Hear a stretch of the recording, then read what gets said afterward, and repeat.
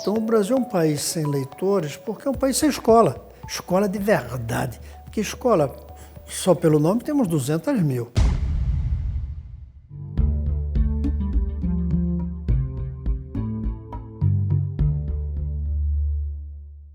O Brasil está na Universidade de Pequim, na China, conversando com alguns dos convidados do Fórum Desafio Brasil-China. E um deles é o senador Cristóvão Buarque, que já foi ministro da Educação e também já concorreu à presidência da República. Senador, obrigado por aceitar o convite. Eu queria abordar nessa entrevista dois temas principais: política e educação. São temas cruciais para qualquer sociedade, no entanto, nós brasileiros, como um todo, não damos a devida importância para esses dois temas especificamente. Por quê? Vamos ver cada um dos dois. Educação, a meu ver, nós não damos importância, primeiro por um defeito de origem da sociedade brasileira. Por alguma razão, nunca fomos um país que deu importância à educação. Primeiro porque aos índios não se dava educação, aos escravos não se dava educação, os portugueses que vieram para cá, em geral, não eram da nobreza para ter educação, e a própria formação do povo ibérico é de que a educação não era uma coisa fundamental. Nunca. O Brasil se viu uma pessoa educada como sendo rica por ser educada. Educação, hoje em dia, é o meio para você ficar rico, não é a riqueza em si. E segundo, porque o Brasil é um país dividido em duas castas.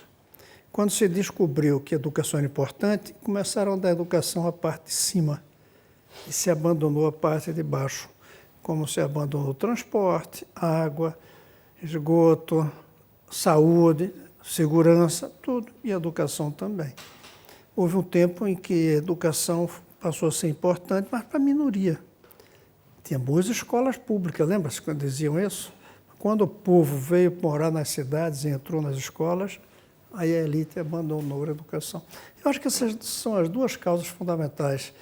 Não somos, por alguma razão, um povo cuja mente valoriza a educação. E somos um país dividido, quando se dá educação é para os de cima. Quanto à política, eu acho que até que o Brasil dá importância, fala muito em política, mas não participa ao ponto de fazer com que os que estão em cima ouçam as vozes de baixo. De vez em quando a gente vai para a rua, faz manifestações, depois volta para casa calmo, tranquilo. Não temos uma tradição de povo que leva adiante suas lutas, fazendo revoluções, por exemplo, como outros países fizeram. A gente vê atualmente redução de recursos para a área da educação, como bolsas do CNPq, por exemplo, Ciências Sem Fronteiras.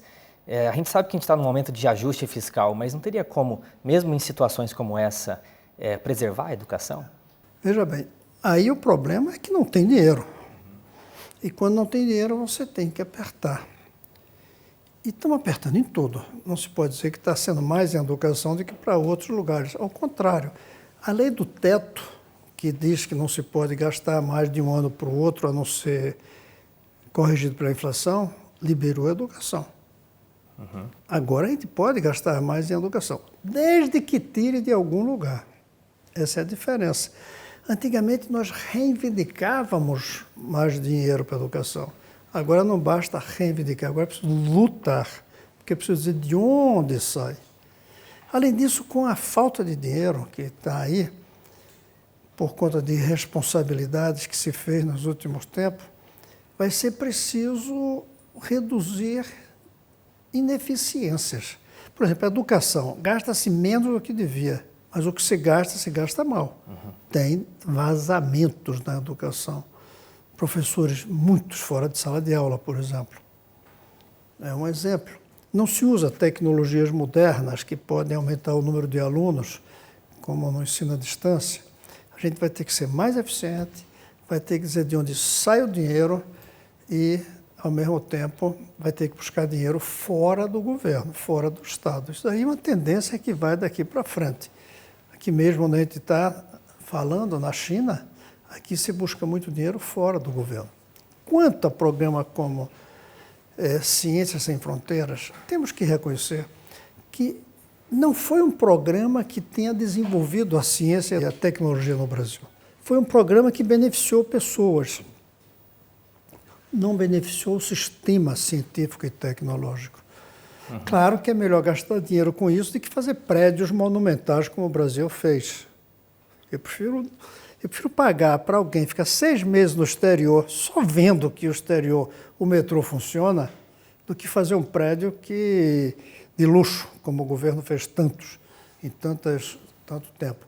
Mas não foi um programa que tenha trazido grande impacto na ciência e tecnologia brasileira. Aliás, grande impacto não trouxe impacto para a ciência e a tecnologia brasileira. A crítica é que eles não retornam de forma consistente, né? Não tem um retorno para o país. Não tem retorno para o país, fica pouco tempo. Em alguns casos, sem falar o idioma do país. Os que fizeram um pouco mais e voltaram não tinham uma capacidade do país de receber como laboratórios. Não foram escolhidos os temas importantes. Nós mandamos muitos jovens para estudar assuntos que podem estudar dentro do Brasil, não precisa sair para estudar. Eu creio que não foi um programa bem concebido. Existem modelos a ser copiados, senador? Para a ciência e tecnologia? Não, no campo da educação, por exemplo, Coreia do Sul, que tem um modelo que todo é muito elogiado. Existe como pegar esses modelos e aplicar no Brasil? Ou a cultura, a experiência local, ela determina muita coisa? Tem um aspecto que a gente não copia e que tem a ver com a sua primeira pergunta. Por que a gente é assim? Esses países, em geral, valorizam a educação.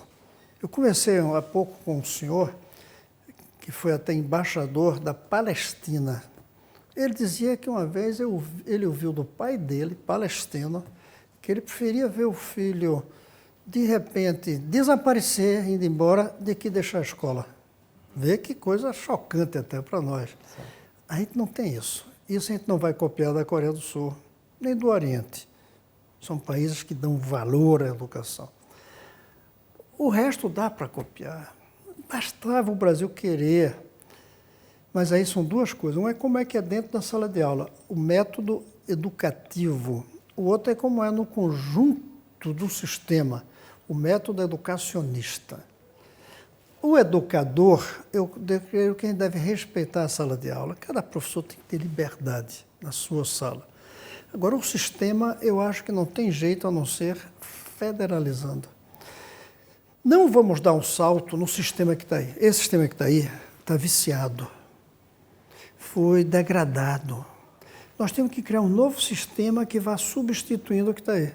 E esse novo, a meu ver, tem que ser mantido pelo governo federal, com uma nova carreira de professores, pagando muito bem, mas exigindo muito, inclusive dedicação exclusiva, acabando com essa estabilidade plena de que a pessoa, mesmo sem trabalhar, mesmo sem dar resultado, continua no cargo, não se pode demitir. É preciso que a cada tanto tempo haja uma avaliação do professor em prédios bonitos, bem equipados. E isso eu acho que a gente só pode fazer se for por cidade, porque levará uns 30 anos para chegar ao Brasil inteiro.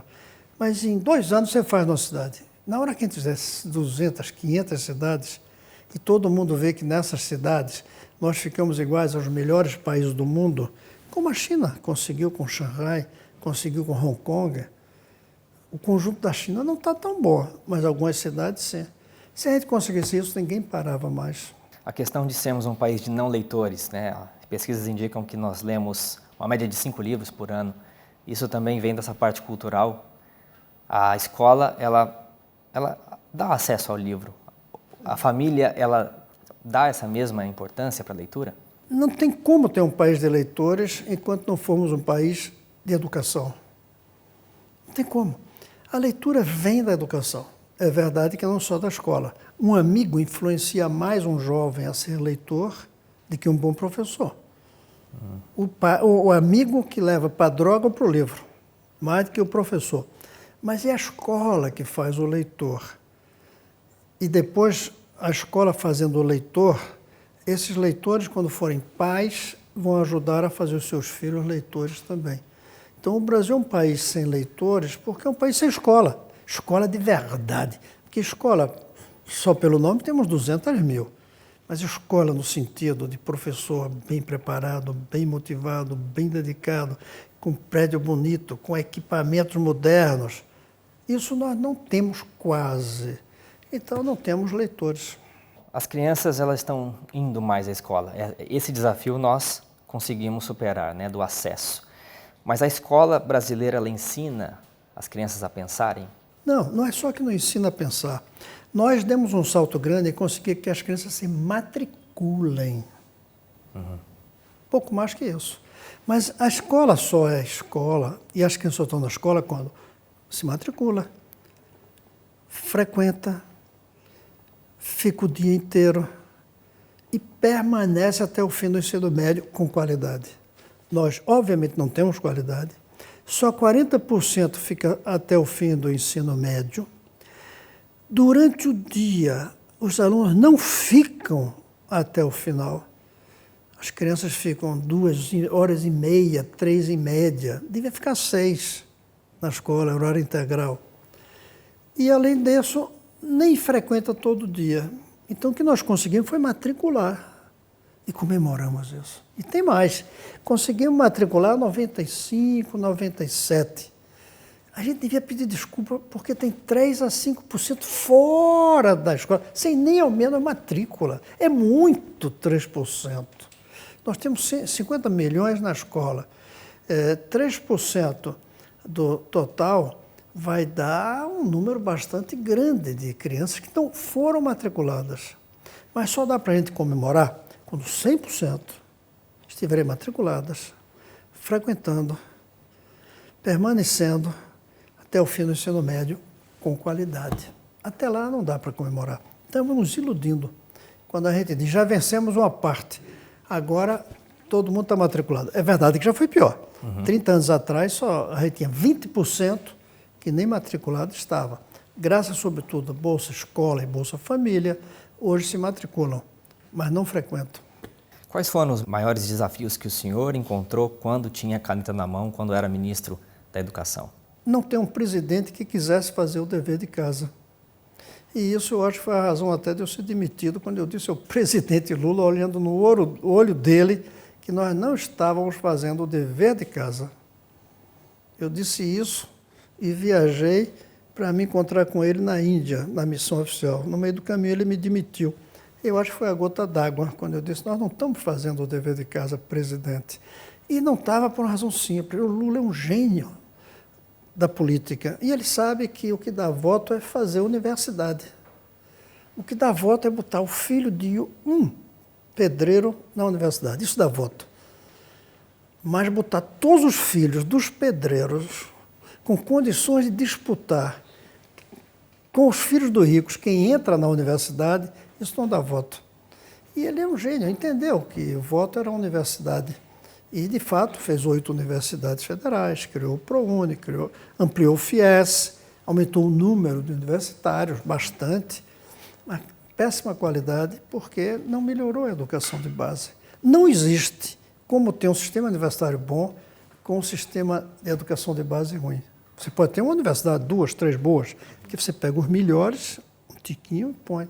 Então foi isso. Então essa foi a grande dificuldade. Agora, além disso, o que eu queria fazer era a federalização. E comecei em 29 cidades menores, todas com 10 mil habitantes, porque não tinha dinheiro de fora do próprio MEC, não tinha o apoio necessário. E aí a resistência dos sindicatos, muita resistência. A verdade é que os sindicatos não querem melhorar a educação, eles querem melhorar o salário do professor, que é uma condição necessária, mas não é suficiente. E o resto, eu não vejo esse interesse, essa motivação de melhorar a educação. Educação básica, então, não dá voto, portanto, fica sempre em segundo plano. Fica sempre em segundo plano. E outra coisa, que eu sempre lutei para mudar. Eu defendo que haja um ministério só para a educação de base e um ministério para o ensino superior, ou juntar ensino superior com ciência e tecnologia, para não criar um ministério. Enquanto tiver junto ensino superior e educação de base, a educação de base é relegada. Porque as universidades têm poder. Um reitor abre a porta do gabinete do ministro e vai falar com o ministro. Mas um secretário municipal não consegue nem audiência. E, em geral, nem pede audiência, porque é municipal. Enquanto for municipal, o ministério é irrelevante. O Ministério não apita nada, a não ser nas escolas técnicas, que são federais. Porque nós municipalizamos, foi um equívoco, essa ideia da municipalização. Antigamente, quando tinha boas escolas, era como o Pedro II, federal, ou colégios estaduais, que existiam bons. Os municípios não têm como fazer uma boa escola. Aqui e ali tem um município rico, mas a maioria é muito pobre. A educação básica, ela resolveria grande parte dos problemas? Então, o problema das cotas, por exemplo, que você tenta solucionar no pós. A educação básica resolveria essa grande questão da desigualdade? Na hora que o pobre e o rico, o branco e o negro tiverem uma educação igual, não tem por que ter cota. Ninguém fala em cota, por exemplo, no futebol. Você não falar cota de branco para a seleção brasileira de futebol? Não. Quase todos os jogadores de futebol vieram dos pobres e são negros, ou quase negros. Mas ninguém pede cota. Por quê? Porque eles chegaram lá pelo talento. E eles chegaram lá pelo talento porque a bola é redonda para pobre, para rico, para branco e para negro. Não tem bola quadrada. Então ninguém reclama que chega lá em cima pelo talento. Mas na universidade, não. Na universidade não é pelo talento. Apesar de ter um vestibular, realmente, que seleciona, mas é porque alguns puderam pagar para estudar numa boa escola. Então você comprou, de certa maneira, chegar lá. Porque a bola é redonda no futebol, mas na educação tem escola redonda e escola quadrada. Aí a solução qual é? Se tem uma parte na escola quadrada, vamos fazer com que tenha cota para a seleção brasileira do mundo intelectual, que é a universidade. A cota é necessária como uma aspirina quando ele tem dor de cabeça, mas não cura. O que vai curar é filho do pobre na mesma escola do filho do rico, como é em quase todos os lugares. Falando inclusive em futebol, eu li um dia desses uma entrevista do Raí, o jogador, em que a jornalista perguntava o que é que mais o impressionou quando ele jogou no Paris Saint-Germain, onde está o Neymar agora. E ele disse: o que mais me impressionou na França é que os meus filhos iam na mesma escola que os filhos da minha empregada. Isso devia ser no Brasil também. No Brasil, as pessoas nem acreditam que isso é possível. Quando eu falo isso aqui, as pessoas que estão olhando pensam que é um delírio. Mas é assim, não foi só o Raí que viu, não. É assim. É assim na Dinamarca, na Suécia, na Escócia, na África do Sul, na Alemanha. Nos Estados Unidos, nem tanto. Mas em quase todos os países já decentes, a escola é igual para ricos e pobres, brancos e negros. O senhor tem falado bastante em seus artigos sobre a questão comportamental do brasileiro.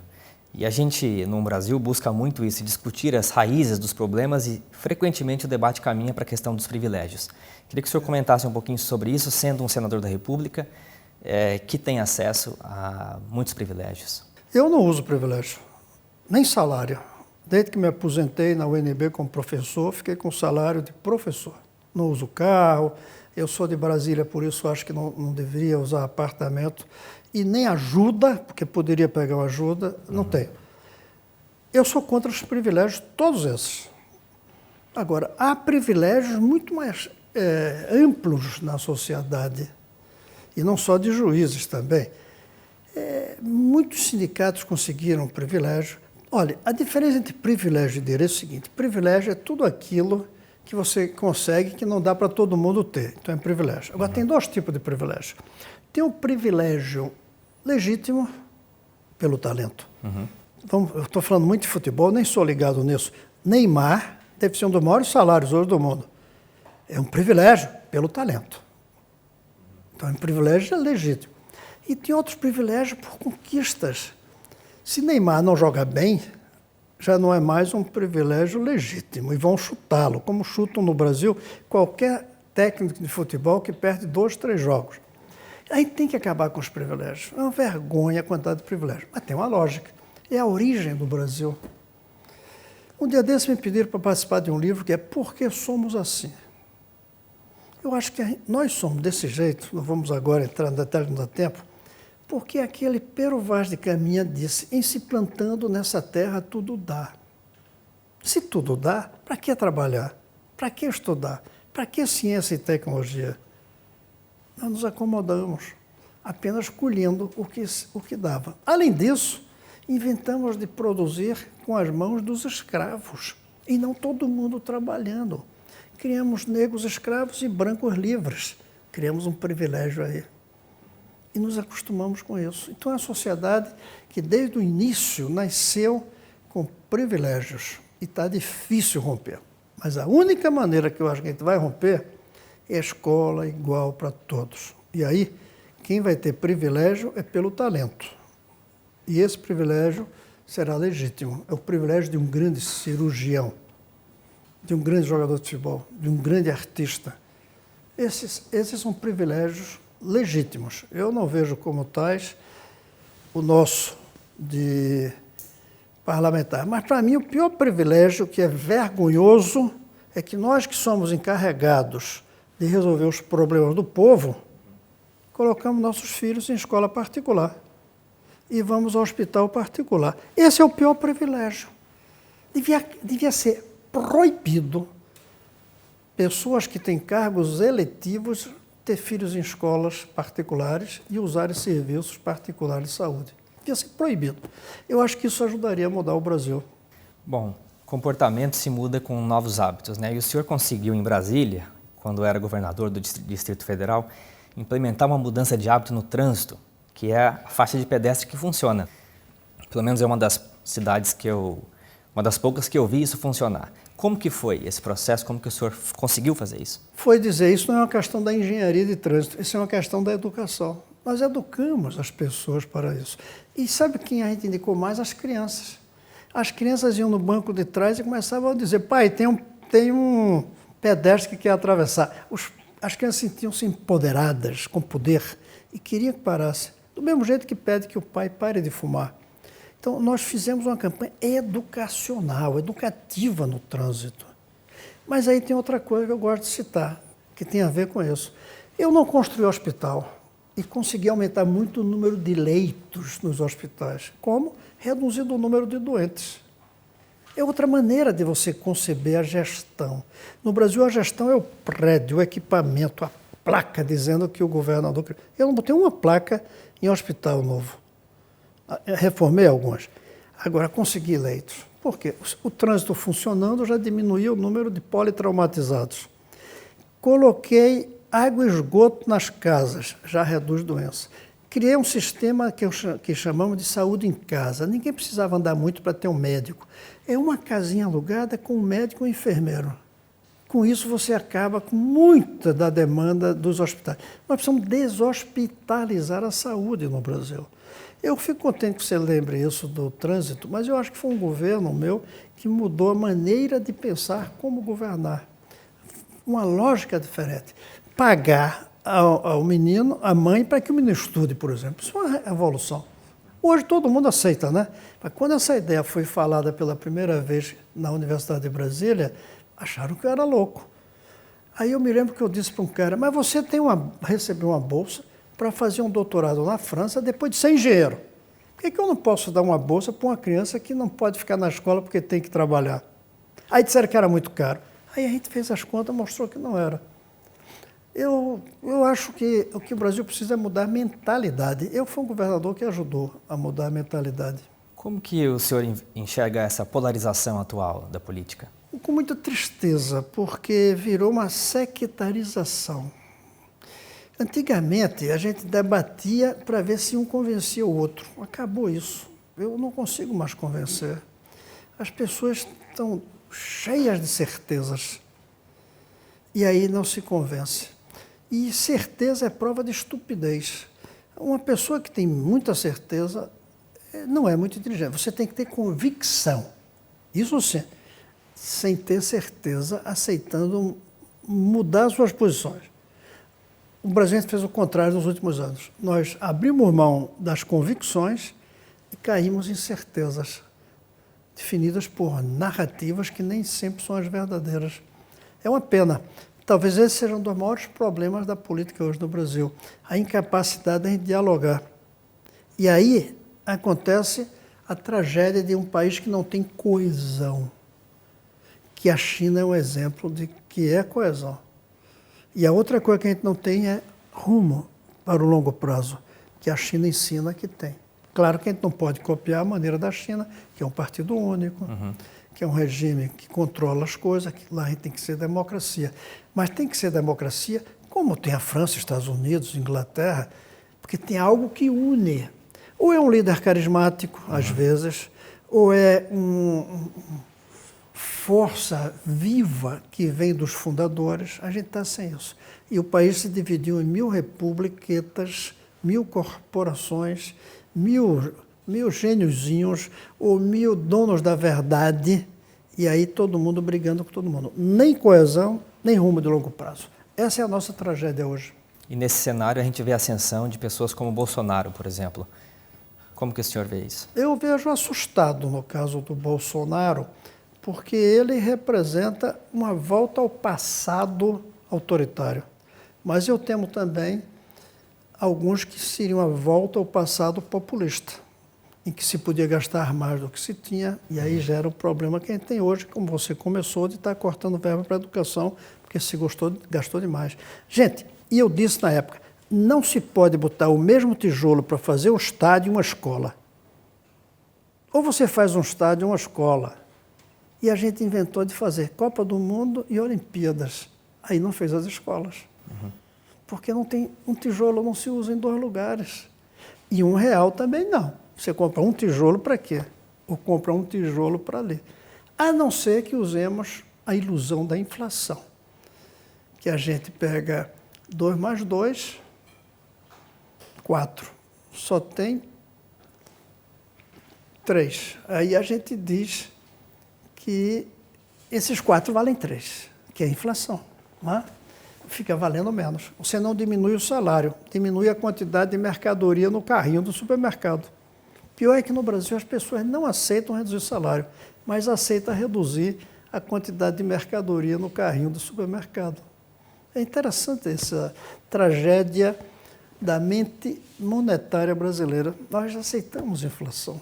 Ainda nesse tema de polarização, senador, como que você está lidando com a militância da esquerda que ataca o senhor hoje por conta da sua decisão de votar a favor do impeachment? Primeiro, eu não considero esquerda, eu considero ou ex-esquerda, ou uma esquerda dinossáurica. Não considero esquerda. Esquerda eu me considero a mim, que quero transformar esse país conseguindo o socialismo de hoje, que é o filho do pobre na mesma escola do filho do rico. Eu acho que o socialismo de hoje tem que tolerar a desigualdade na renda. Não tem por que não ter, se é vindo do talento. O que não pode é o talento não ter condições de cada um desenvolver. Mais uma vez, como no futebol. Então, a primeira coisa é essa. Eles não são esquerda. Segundo, eu lamento profundamente, porque não é agradável certas manifestações, como recentemente, que eu não pude nem lançar um livro, que eu terminei há pouco tempo. Agora, sinceramente, me dá um certo prazer. Talvez seja o machismo pernambucano. Eu sempre fui um político que era bem visto, mais ou menos, por todo mundo. Eu acho que estava errado. Eu sinto um certo prazer em ser acusado, ser criticado, certo? Sinceramente, pode ser um desvio machista, mais uma vez dizendo, faz parte. O senhor pretende se candidatar à presidência? Se o meu partido quiser, eu me candidato. Agora, eu não vou buscar. Como eu tenho dito, eu não vou procurar, mas não vou fugir. Quanto ao outro cargo, eu não tenho tanta certeza se vale a pena ser candidato outra vez ao Senado, sinceramente. Mas poderia vir a ser, porque você se candidata às vezes porque não deixou a sua coisa completa. Mas, sinceramente, 8 anos mais, não precisaria. Mas, às vezes, você se candidata para que alguns não se elejam no seu lugar. Então, pode ser que seja, mas hoje não está nos meus planos. Agora, a presidência, sim, porque eu acho que era a maneira de eu passar o meu recado, passar a minha proposta. O que é que eu faria nos primeiros dias? Quais são 10 ideias que mudariam o Brasil, por exemplo? Ideias, não intenções. Por exemplo, filho do pobre, na mesma escola do filho do trabalhador, não é uma proposta. Isso é uma intenção. O que é que faria para isso? Eu tenho a resposta, é federalização, por cidade. Então, presidência sim, mas eu não vou procurar, não vou tentar, não vou brigar. Sendo eleito, o senhor já tem um nome para a pasta da educação? Seria eu mesmo. Agrega o Ministério. Estou brincando, né? Sim. Mas não vou dar essa colher de chá para outro, não. Vai ter que ficar ali junto de mim. Em cima. Tá certo. Senador, muito obrigado por participar dessa entrevista. Eu que agradeço. O Brasil agradece. E lembrando que você pode acompanhar o conteúdo do Brasil no Facebook e no Instagram, digitando, né, @canal Brasil. Senador, muito obrigado. Obrigado, hein? Valeu.